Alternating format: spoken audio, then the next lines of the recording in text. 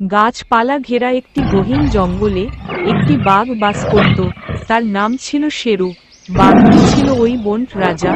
বাঘটি ছিল অনেক শক্তিশালী ও সাহসী। বাঘটি একা থাকতে পছন্দ করত। বাঘটির বন্ধু ছিল একটি হাতি। হাতির নাম ছিল গজু।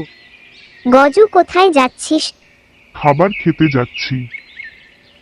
শেরু বনে একা একা ঘুরে বেড়াতো, কারো সাথে কথা বলতো না। একদিন তার প্রিয় বন্ধু হারিয়ে যায়। শেরু বনে খুঁজতে থাকে, কিন্তু তার বন্ধুকে খুঁজে পায় না। শেরু বনে হাঁটতে হাঁটতে বানর এর সাথে দেখা হয়।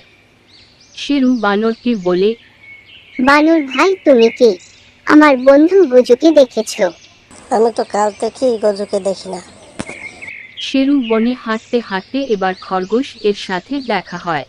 শেরু খরগোশকে বলে, খরগোশ ভাই, তুমি কি আমার বন্ধু গজুকে দেখেছো? না রাজা মশাই, আমি গজুকে দেখিনি। শেরু বনে ঘুরতে ঘুরতে তার বন্ধুকে খুঁজতে খুঁজতে অনেক ক্লান্ত হয়ে যায়। সে বলে একটি জায়গায় দাঁড়িয়ে তার বন্ধুর কথা ভাবতে থাকে, বন্ধুকে ডাকতে থাকে। গজু আমার বন্ধু, কোথায় গেলি তুই? শেরু গজুর জন্য অনেক চিন্তিত হয়ে পড়ে। তখনই বনের পশু পাখি মিলে শেরুর কাছে আসে এবং বলে, রাজা মশাই, গজু শুধু আপনার একার বন্ধু নয়, ও আমাদেরও বন্ধু। আমরা সবাই মিলে গজুকে খুঁজে বের করব। আপনি আর চিন্তা করবেন না, আমরা সবাই আছি।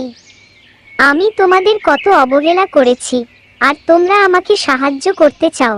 চলো তবে আমরা খুঁজি। এরপরে তারা তিনটি দলে ভাগ হয়ে গেল। বানর ও খরগোশ খুঁজতে খুঁজতে নদীর ধারে চলে যায়। তারা গজকে ডাকতে থাকে, কিন্তু তারা কোথাও গজকে খুঁজে পায় না। শেরু ও শেয়াল একটি দল হয়ে নানা জায়গা গজকে খুঁজতে থাকে, কিন্তু তারাও কোথাও গজকে খুঁজে পায় না। আর কত জায়গা খুঁজবো শিয়াল, বলো? জানি না ওদিকে ওরা গজকে খুঁজে পেল কিনা।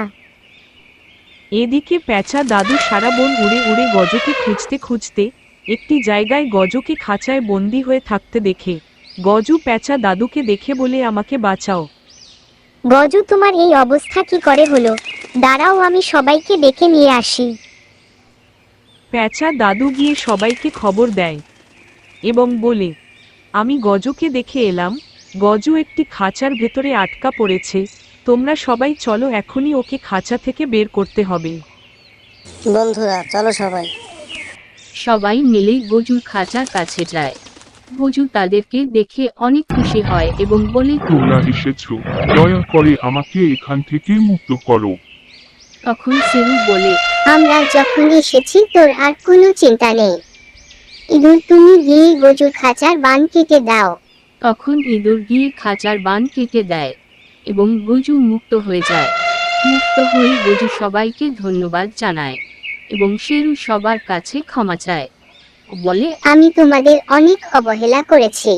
আজকে আমি বুঝতে পারলাম ছোট আর বড় ভেদাভেদ করতে নেই, সবাই সবার বন্ধু হতে পারে।